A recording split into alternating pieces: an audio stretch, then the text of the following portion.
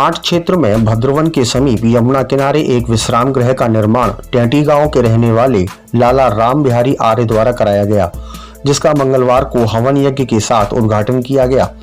दरअसल यमुना नदी के किनारे शमशान स्थल है, जहां टेंटी गांव के अलावा दर्जनों आसपास के गांव से शमशान यात्रा इस शमशान घाट पर पहुंचती है। बरसात, गर्मी और ठंड से बचने के लिए यहाँ कोई भी स्थान नहीं है।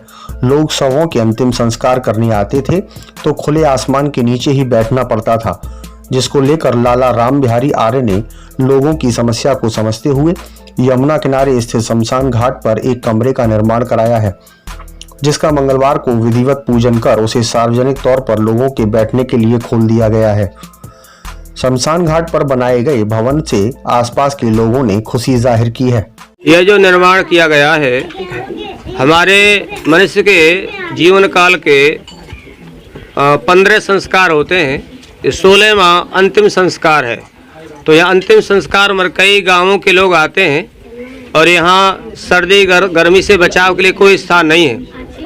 तो इस मानव की रक्षा के लिए, इस शरीर की रक्षा के लिए अपने हमारे आर्य समाज के तिलक द्वार के प्रधान माननीय राम बिहारी लाल आर्य जी ने इस समाज कल्याण के लिए इस छोटे से भवन का निर्माण किया है, जिससे कि सर्दी गर्मी से जो आने वाले अंत्येष्टि में महाजन हैं वो ठीक प्रकार से अपनी शरीर की रक्षा कर सकें। जाने वाला तो चला गया, वर्षा है, गर्मी है, तूफान है, तो कम से कम उसके बचाव के लिए ये छोटा सा भवन आपने बनवाया है श्री राम बिहारी जी ने। आज इसका उद्घाटन क्योंकि मैं जिला आर्य प्रतिनिधि सभा का अध्यक्ष होने के नाते मेरे हाथों इसका उद्घाटन कराया गया है। मैं परमात्मा से अपने राम बिहारी जी, उनके परिवार, बच्चों की दीर्घायु की कामना करता हूँ। ऐसे परोपकार वो निरंतर करते रहें, ऐसी कामना है। महर्षि दयानंद के विचारों से प्रभावित होकर समाज में सामाजिक कार्यों को, गरीबों के विवाह करना, अन्य सहयोग करना आप निरंतर करते रहते हैं। ऐसे लाला राम बिहारी जी आर्य की मैं दीर्घायु की कामना करता हूँ। भगवान इसकी लंबी आयु करे। जो इस टाइम महामारी फैली हुई है कोरोना, इसके बारे में आप क्या कहना चाहेंगे? कोरोना जो महामारी फैली है, वर्तमान में अनेक हजारों प्रकार के वायरस इस वायुमंडल में वर्षा में पैदा हो जाते हैं। अनेक कीट पतंग पैदा होते हैं, वो मरते बनते बिगड़ते रहते हैं।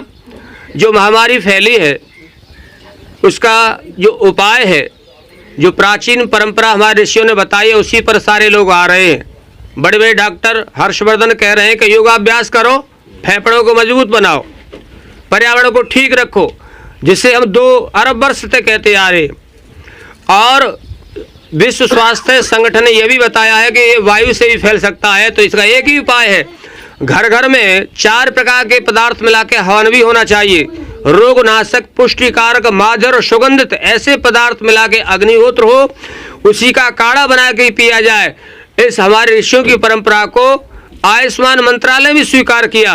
वो काढ़ा भी पिए, रात को हमारी परंपरा दूध में हल्दी डाल के पिए, नित्य व्यायाम करें, प्राणायाम करें और गुग्गल आदि डाल के, गिलो डाल के अपने घर में हवन करें, तो इस महामारी से बचाया जा सकता है। और वर्तमान में लेटेस्ट जो मानक सरकार ने बनाए हैं उनका भी हम पालन करें तो हम बच सकते हैं।